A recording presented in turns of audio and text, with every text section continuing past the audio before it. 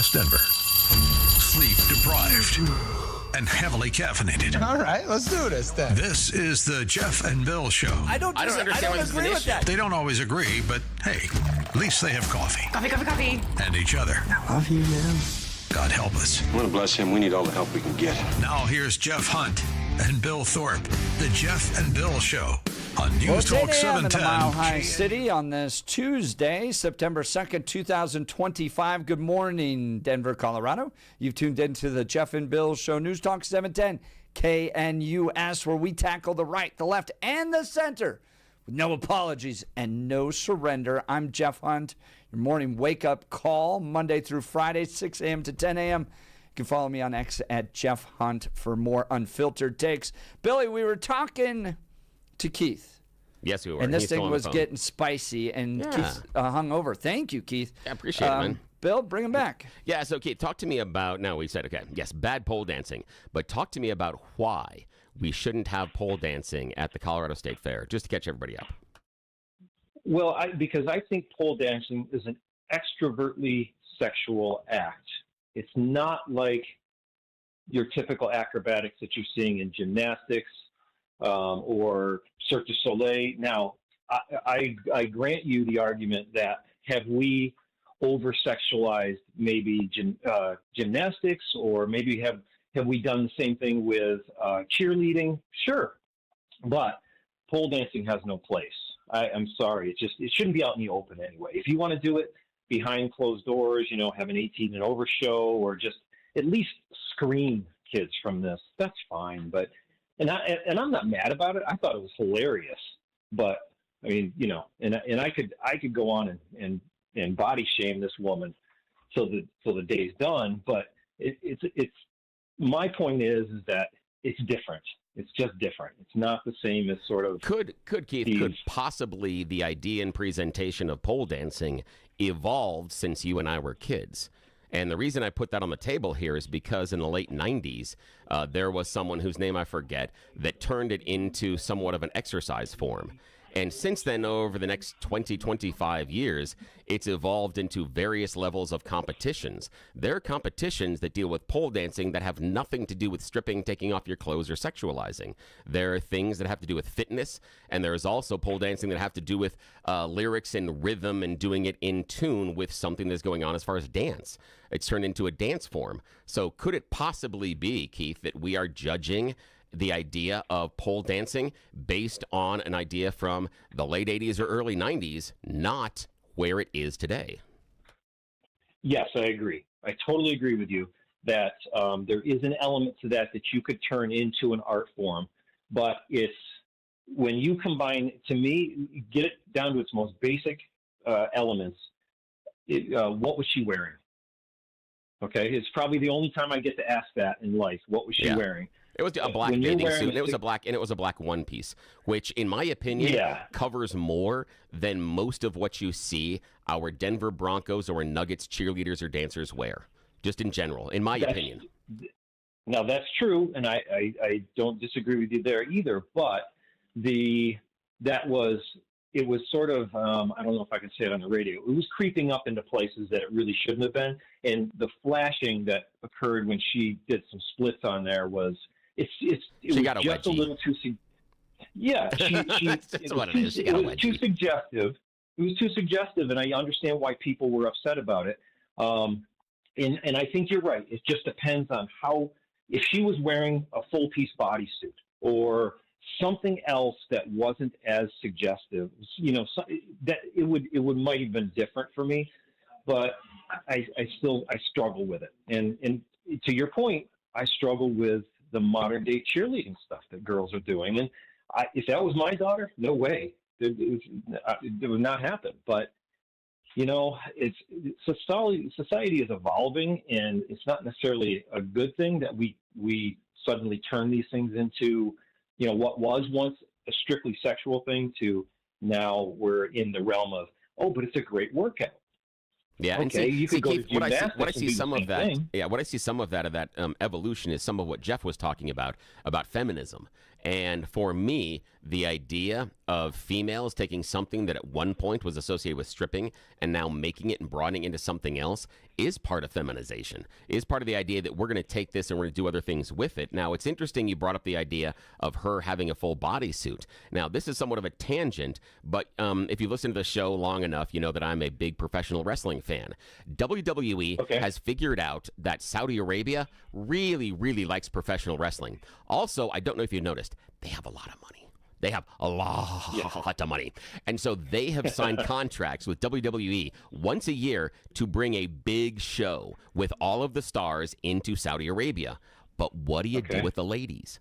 Now, what the ladies have done, they can't wear their normal skimpy outfits that they do that is part, eye candy for the guys. They wrestle in full body onesies. It goes from ankle to wrist to neck. That's what they've done. And at first, the Saudi Arabians, the first couple of years, didn't want any women at all.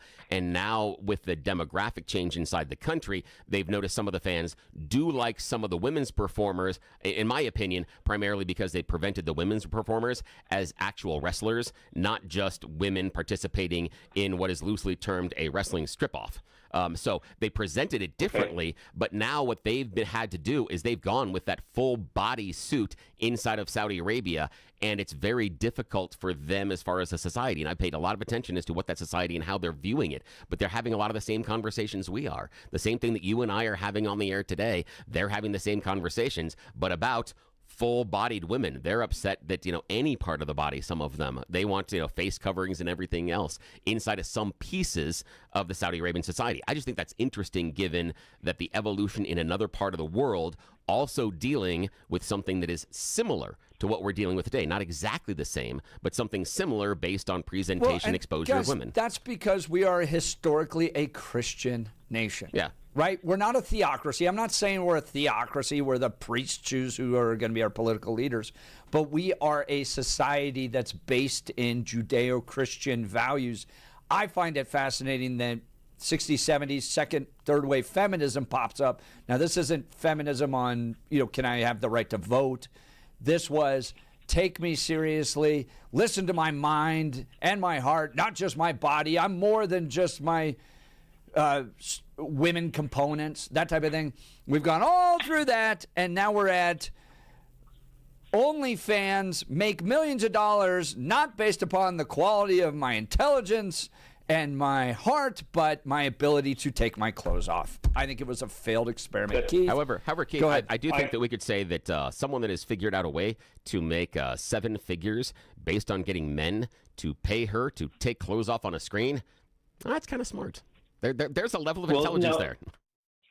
Therein lies the catch with modern feminism, is that women are still screaming about how they want to be respected for their mind and their abilities and their skills, yet those same women screaming that are literally selling themselves online still. And that's a rabbit hole of an argument, but it's very hypocritical.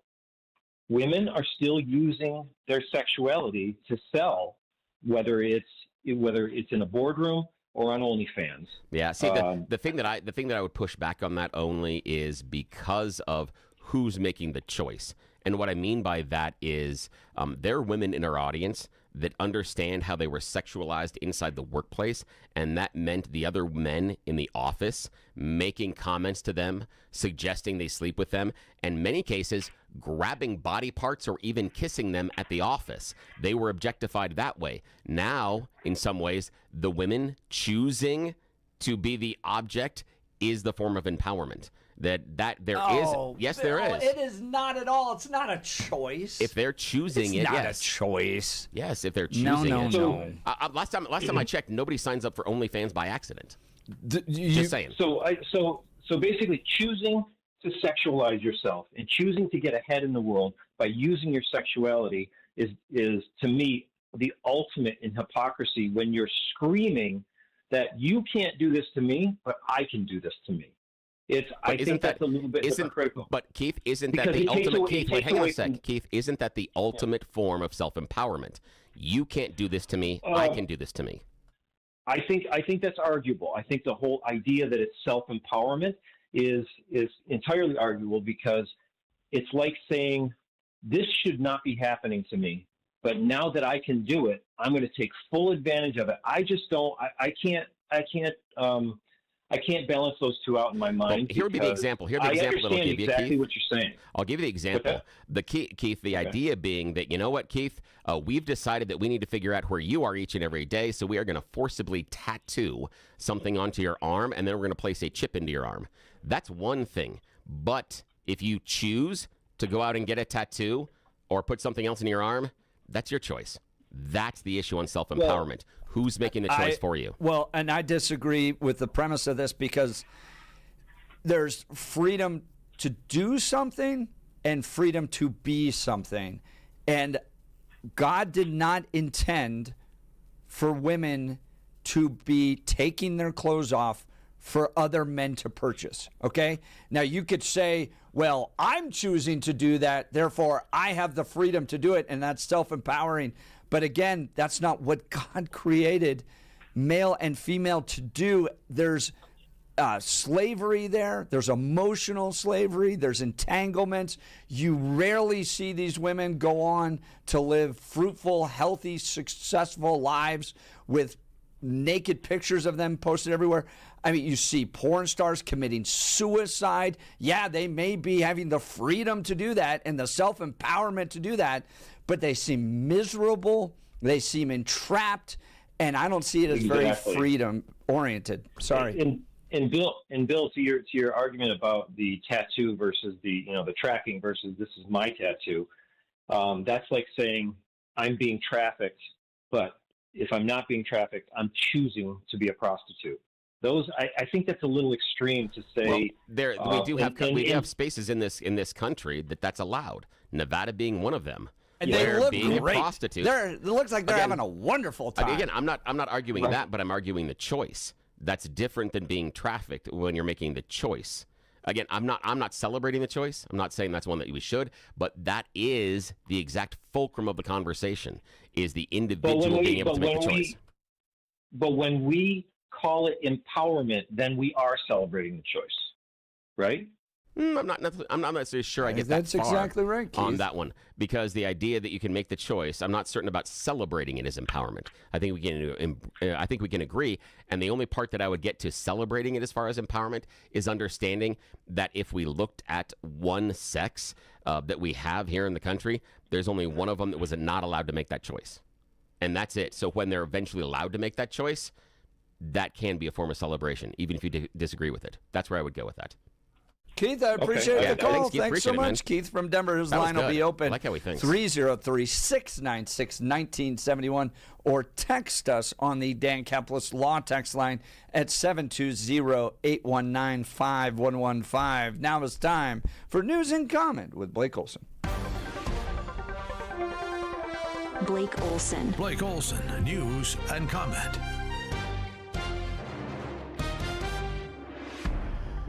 Good Tuesday morning, 60 and sunny in Denver, expecting a high of 85 today. This portion of the news sponsored by Pastor Camp Heating and Air Conditioning at 303-777-1234 to learn more about special savings opportunities on Lennox equipment. Our top story, DJT set to make an announcement from the Oval Office today at noon. Over the weekend, CNN outraged that they had no idea what DJT was doing. Hopefully R&R, like a lot of us. I think he spent a part of the Labor Day weekend golfing at his golf club in Virginia, but there's also like this social media burst of like, is he healthy? What's actually happening? What color is his hat? What's going on here? I don't know. I think everyone would like to know. I think that it's really disconcerting. The president has been very vocal with press all the time. I think in August he spent 26 days doing public events or talking to press. So to go down for 6 days and just have a slew of true social posts that are very chaotic and people can't follow all of them, it's very concerning, and I think that it raises questions. The president could just be taking a few days down in August, which is normal for presidents to do, or there could be actually something wrong. The problem is we don't know, and they're not being transparent about it. I mean, well, he's golfing, so I mean, he seems to be okay. I mean, he's out there golfing. Okay? He's saying he's golfing. They haven't seen it.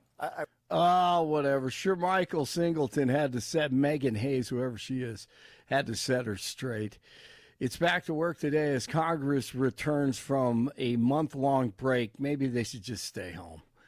I know we'd be better off. There's a possible government shutdown looming, I think, at the end of September 30th. Soft Republicans need to have a spine this fall, please, for the love of God. Meanwhile, the House Oversight Committee is set to hold a private and bipartisan meeting with victims of late sex offender Jeffrey Epstein and Ghislaine Maxwell this afternoon. A man is in custody after police say he repeatedly tried to run over his ex-girlfriend's mother and crashed into two homes Sunday. Did you see this? One neighbor, Mark Gallegos, says he was taking a walk at the time and noticed what was going on. I saw the car up inside of the steps and into the door, and I could also hear the man that did this. He was rolling around and groaning and yelling, and he sounded like he was in some pain.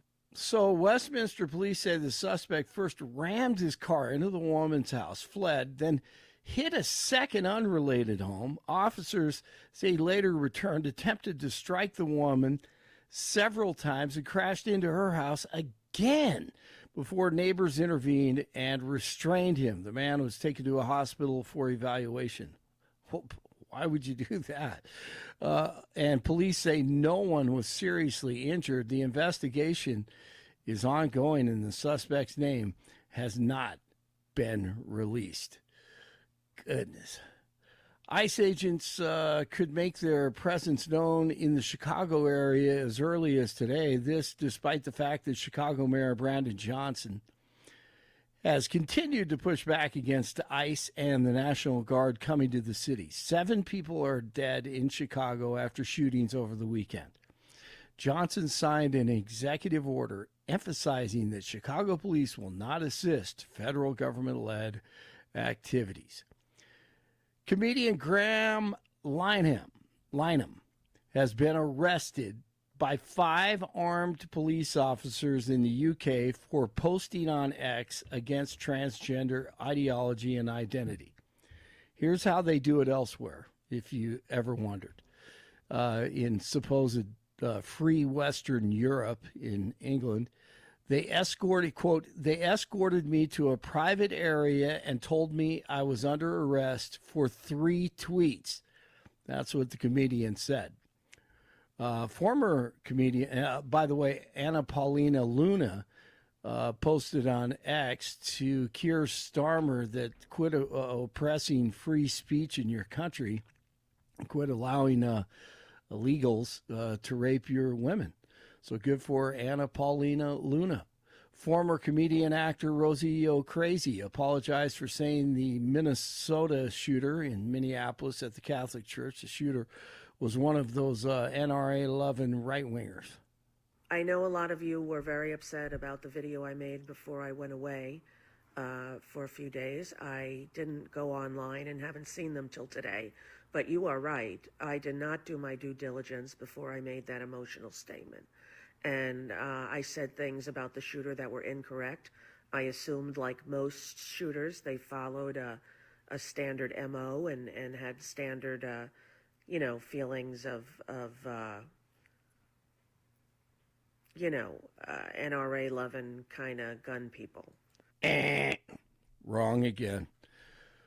Former New York City Mayor Rudy Giuliani is out of the hospital. This is horrible. Following a crash in New Hampshire, Giuliani and his driver were traveling on I-93 over the weekend when they were flagged down by a woman saying she was involved in a domestic violence incident. After police arrived, the vehicle Giuliani was in merged onto the highway and was struck from behind. My goodness. This is an interesting development. Shocking Democrats. Republicans in New Mexico, the most Hispanic state in America, have net gained over 21,000 voters on Democrats since November 2024, cutting the Dem lead from over 72,000 to 55,000. So you know what? There's still hope for Colorado. We can only pray. 6-time Super Bowl champion head coach Bill Belichick beginning his college coaching career with the loss. Belichick's North Carolina Tar Heels blown out 48-14 Monday night at home against TCU. All right, 58 in Parker, 57 in Lakewood, 60 in Denver. Jeff and Billy continue. Blake Olson, News Talk 710 KNUS. Mostly sunny to partly sunny and very pleasant here in Denver and along the Front Range today, tomorrow, and Thursday. As nice September weather will dominate. Highs will be 80s, overnight lows will be 50s. For Friday and the weekend, a little bit cooler, 70s to near 80 or so, and we'll see some better chances of afternoon and evening thunderstorms.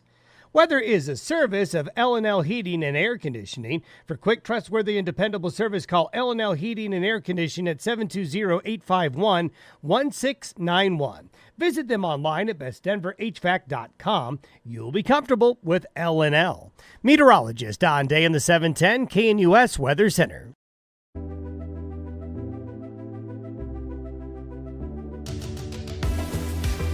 Welcome back to the Jeff and Bill Show. Let's go to the phone lines. Dwayne in Divide. Good morning, Dwayne. Morning. Good Tuesday to you, gentlemen. I'm surprised that this subject has carried on as much as it has. I have to sit there and say that Cirque du Soleil is both elegant and seductive and absolutely incredibly mind-bending at the physical abilities and the expression of all things. And I agree with Bill that this is really kind of a whole lot of nothing burger. But when Jeff said you knew things about this being deviant behavior or some kind of behavior, I was like, Jeff, do you ever attend the meetings? Because we never see you there. That's good. Which meetings are those? The deviants. Oh, the deviants. We never see you there. We never see you there. Otherwise, how does this plan come together without this? Yeah.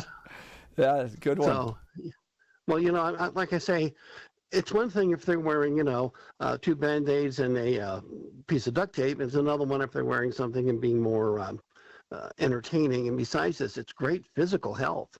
A friend of mine, she was 270 pounds, and she lost 80 pounds due to that. And she has a core right now. You could drop a dime on her belly button and get $2 change.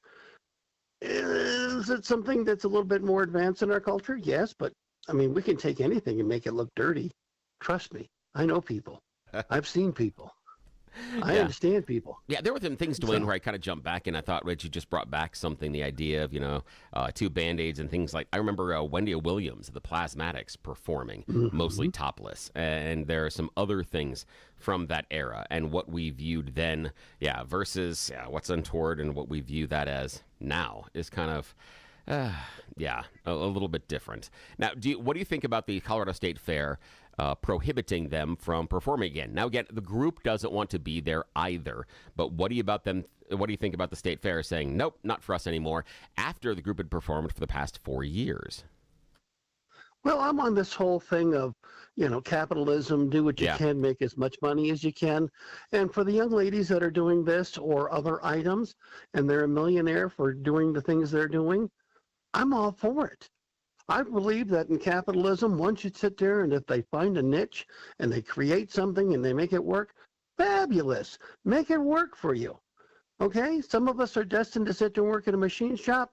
Some of us are destined to work behind a office supply center selling, big pens. And others of us that look great enough can sit there and say, why, yes, this is Corinthian leather, and I look great in it. Yes.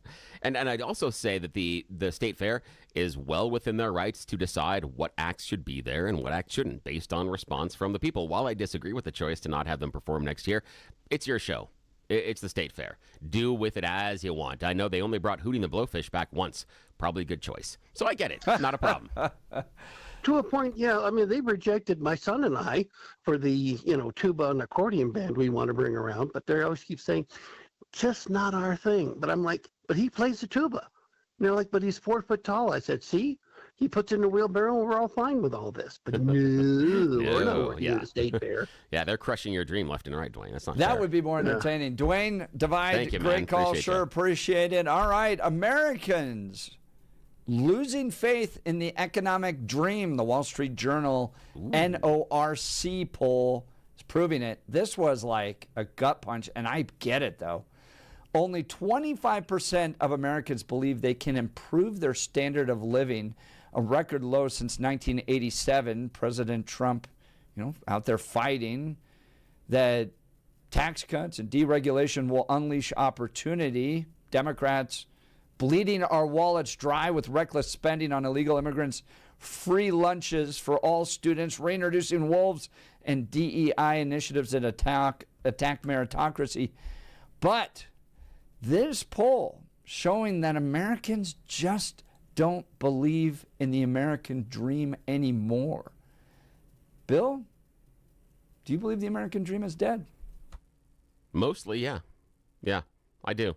I don't believe that what we envision as the American dream is achievable, not in the current economy. And it hurts me, but the only way and the reason I came to that conclusion is not based on my individual situation or experience, but based on the situation and experiences of my kids and my friends' kids and other kids. Oh, and that's exactly what this poll gets into. Yeah, and that's it. They can't buy a house. No, not by a house, not by a car. That's the Yeah, part. right. I mean, think about Great trying to point. afford a car, more or less, a house, because when housing costs rise above 30% of your take home, you get yourself underwater. And that's a problem. And now, based on take home, your housing costs are 40, 50, sometimes 60%. So no, there's no way that you get yourself out of that. And with now the average new car price reaching just under $50,000, again, $50,000 average cost for a new car, which then increases the cost for used cars. What are you possibly going to do? That's difficult when it's going to take you $20,000, $25,000, $27,000 in order to purchase a used car that doesn't come with some of the things like, sometimes a warranty and other things that help incentivize you to buy the newer car. So yeah, there's some problems. Yeah. More than 3/4, according to this Wall Street Journal poll, said they lack confidence that life for the next generation will be better than their own. That's more than 3/4.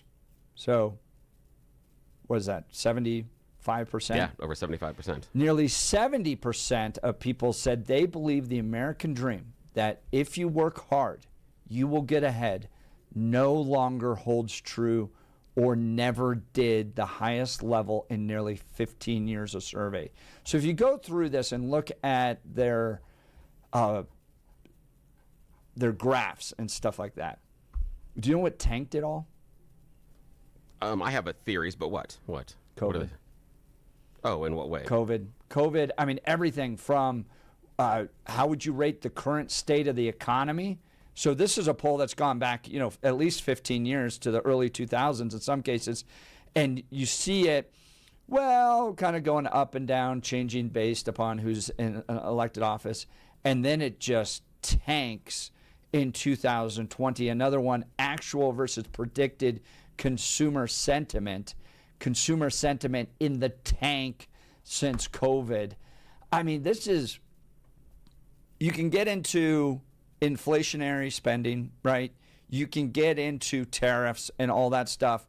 And those are important aspects of this to discuss. But if you want to go and look at where everybody kind of changed their minds, here's another one. People like me have a good chance of improving our standard of living. In those 3 graphs that they list in this article, each one of them tanks during COVID. And part of the article gets into what we've had to go through. Think about the collapse in 2008, right? The mortgage housing collapse that took place there. Then you have COVID. Then you have inflationary spending. Now you've got tariffs, regardless of what you believe on all that, right? And I think you can make arguments on either side of that. But they make the argument that, look, we've been through quite a bit. And that's part of the reason why people just don't believe that the American dream is achievable. I wonder, too, how much we are the first generation to, really in world history, to live so much of our life without the wealth transfer that comes from older generations either retiring or passing on, right? Like what I call through taxes. It's the other part too. Is because if we go back to 50s and 60s, our tax rates were different then as well. So there was a different redistribution of wealth. Yeah. But I mean, like what I call the Prince Charles effect. The dude didn't become king until he was like in his 70s. Oh, yeah. Right? So traditionally throughout history, you did have wealth transfers down to the next generation from the parents or the grandparents. That's just now being delayed. So you're going to live 60, 70 years of your life before that wealth transfer comes to you. And you have to build it independently. But also remember that wealth transfer has also been constrained because we have changed the tax structure on that. So when that wealth is transferred, it's not going to have somewhat of a distributive effect, which was the case in the past, that part of that wealth was carved off and then redistributed through taxes. Agree or disagree, but what it means is we are then concentrating more of that wealth into smaller and fewer hands. So again, we can disagree with the idea of a death tax, but what that is functionally going to do is, again, concentrate more of that wealth, more of that money into fewer hands. That's just going to be what happens. But I disagree with that because the transfer wasn't like a giving around of money. It went to government programs, and we have more government spending than at any point in American history. We also have more debt, which I would right. submit. So we have a tremendous amount of money. But I would submit that's going to this government program. More revenue would help.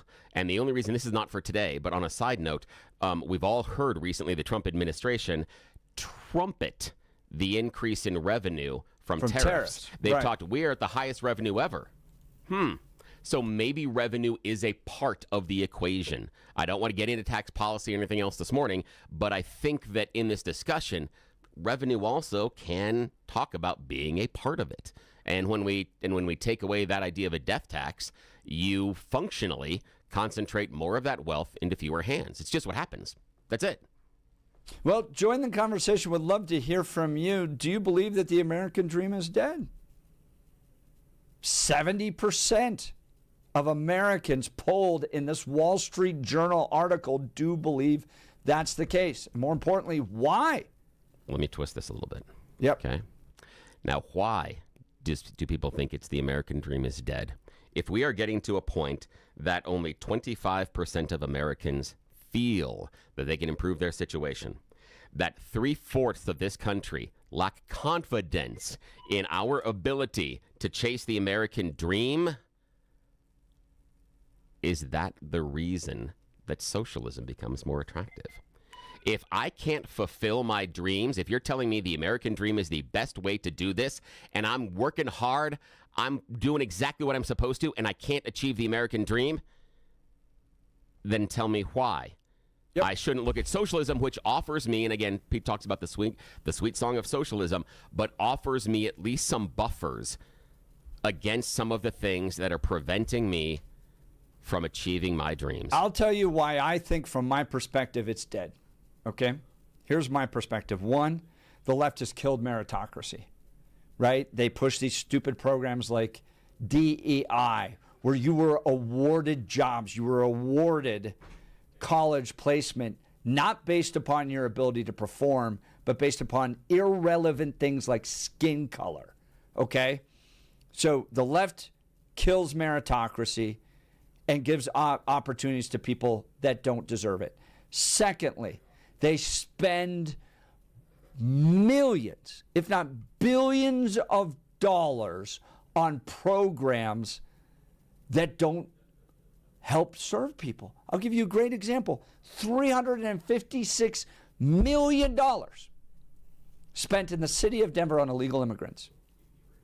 $356 million that came from you, spent on services for illegal immigrants, people that shouldn't be here in the first place. And as a result of that, services cut to the city of Denver, taxes going up, and people losing their jobs. The left has funded irrelevant, broken, stupid programs with your tax dollars while limiting your ability to get ahead. That's what I think happened. All right.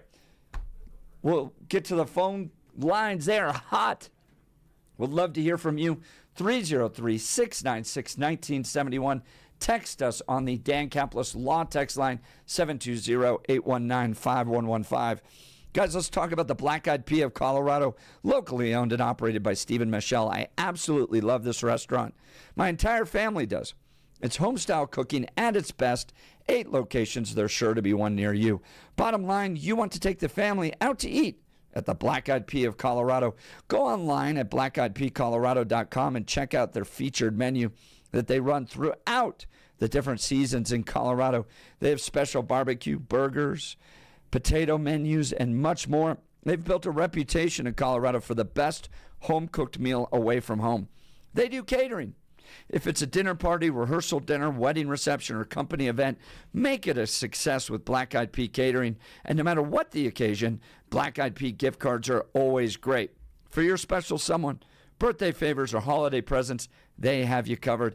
I love everything about this restaurant. I know you will too. Support local like I do. Keep it in Colorado. And visit the Black Eyed Pea near you. We'll continue. You're listening to The Jeff and Bill Show. This is Denver's Talk Leader, News Talk 710 KNUS.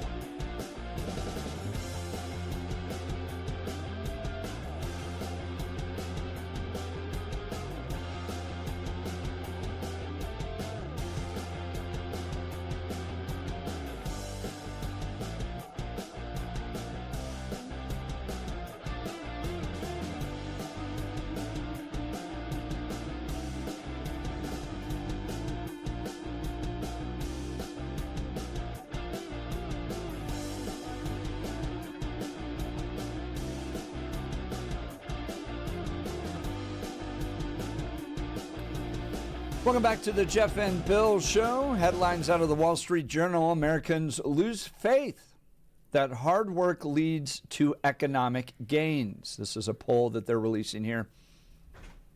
Shocking news. The share of people who say they have a good chance of improving their standard of living fell to 25%. More than 3/4 said they lack confidence that life for the next generation will be better than their own. Nearly 70% of people said they believe the American dream, that if you work hard, you'll get ahead, no longer holds true or never did. The highest level in 15 years of surveys. If you go back and look at the numbers, they really tank around COVID. The lockdowns that took place in 2020, and they're just not getting much better. Actual versus predicted consumer sentiment, people like me having a good chance of improving our standard of living, all of these questions. How would you rate the current state of the economy? Poor, excellent, good, all that really does crater around COVID and just never responds and it isn't coming back. So what do you attribute this to? Let's go to the phone lines. Tony Littleton. Good morning, Tony. You're on with Jeff and Bill. Morning. Hey, good morning, guys. So the question: when did people stop believing in the American dream? And it is my belief that Reagan and Trump are kind of bookends to the same story. If you'll recall that we went through a period in the 50s where the top end tax rate was 90%. And then Kennedy lowered it to 70%, and we trucked along like that for 20 years. And then Reagan came in and cut it in half. And ever since then, we've ran up debts. You know, even H.W. Bush, remember, no new taxes, and the debt got so high so quick, he actually, put a tax out and, then did not win the 92 election. And I simply believe that the trickle-down model that he was espousing, and I'm saying Reagan, that, give the rich more money, and that will trickle down to Americans, the American average worker. And I think it's failed, and we've had 50 years of it. And now Reagan, or Trump, with the big, beautiful bill, was like, he just put a cherry on top.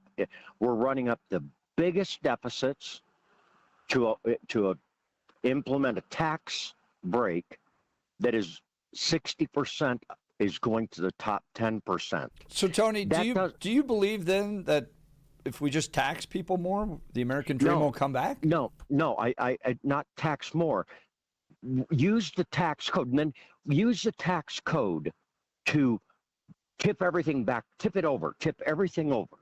So people, I'm going to just kind of make up numbers, but take people who are making less than $50,000, and I think this should be the Democratic message going into the midterms and the next election.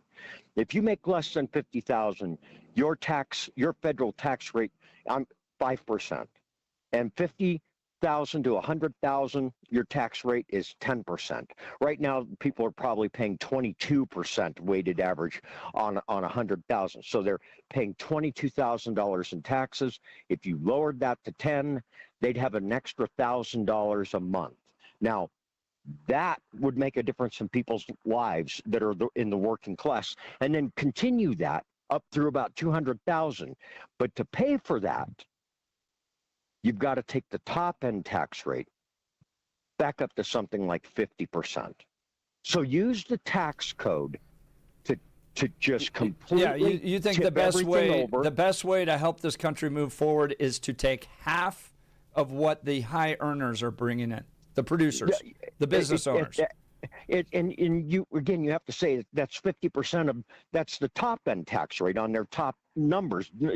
Let's just say that if you make 100 million, you start paying 50%. When you're making 50 million, you may only be paying 45%. But so the tax rate, is progressive in nature, and you keep it progressive in nature. And those wealthy people, they benefit because all the working class, call it the people making under $200,000 as a family, they're going to spend that money. That's what we know. We know that works. You give people that make less than $200,000 money, they're going to spend it because they need to. And maybe they'll decide, hey, we can afford a child. We've got an extra $1,500 a month. Maybe we can actually afford having a child. Maybe we can afford to buy a home. There would be so much growth in the economy. Tony, 40% of people don't pay an income tax to the federal government. That's the very lowest. That's people probably making $20,000 a year. You know, if you make $15, 40% of all Americans don't.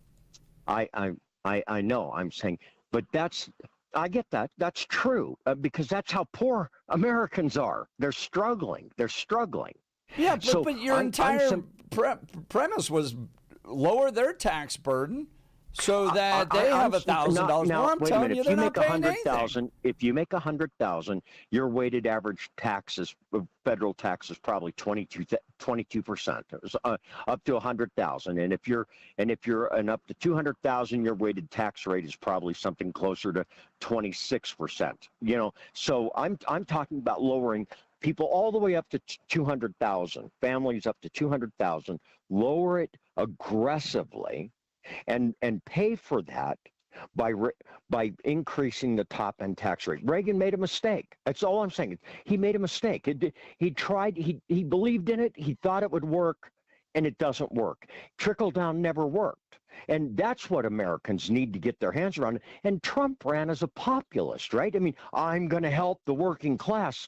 Well, his tax break for the working class is pennies. I mean, it's literally pennies. In fact, paying taxes. But Tony, I mean, I think the argument is much stronger that the government just doesn't deliver the American dream. We are spending more money than ever before. The state of Colorado's increased its own spending 50% over the last few years. The government cannot deliver the American dream. The government doesn't really. I don't think the government is supposed to deliver the American dream. I think they need to set up the framework to make it possible. That's Tony, all I'm saying. I would say you're an old school Democrat. But today's socialists, those that are electing Mamdani, they believe that the government's going to provide everything. Don't call me old school Democrat. I worked on Reagan's campaign. I was on the board of directors for the Arapahoe County Young Republicans with Bill Owens as heading it. Are you still a Republican today? I voted for Reagan, worked for Reagan. Are you still a Republican today? No, I can look back and say that policy, that trickle-down policy, does not work. And we have evidence of it over and over and over. So quit trying to do the same thing over and over and get a different result. Tony, we're spending more money than ever. We're spending more money than ever in Colorado, and it's more expensive than ever. If Musk had to pay, well, that's just so. What would happen if people had an extra $1,000 a month, legitimate money? I mean, their federal tax might be $1,000 a month. If they weren't paying, they were paying $100 a month in federal taxes. Yeah, Tony, but I mean, 40% are already not paying anything. What they can afford to do. We've got to get to a break, Tony. I appreciate the call. That was a lot of fun. His line will be open, 303-696-1971. Let's talk Mountain High Appliance. Labor Day honors hard work, and KitchenAid has been one of the hardest working brands since 1919. Mountain High is clearing out KitchenAid's floor models to make room for new arrivals so you can take advantage of the guaranteed lowest price. Mountain High has Colorado's most experienced sales staff, so why would you go anywhere else? Get the Mountain High appliance today and experience the difference. Phone lines are hot. The discussion, Wall Street Journal poll. Americans are losing faith that hard work leads to economic gains. We'll continue. You're listening to The Jeff and Bill Show. This is Denver's talk leader, News Talk 710 KNUS.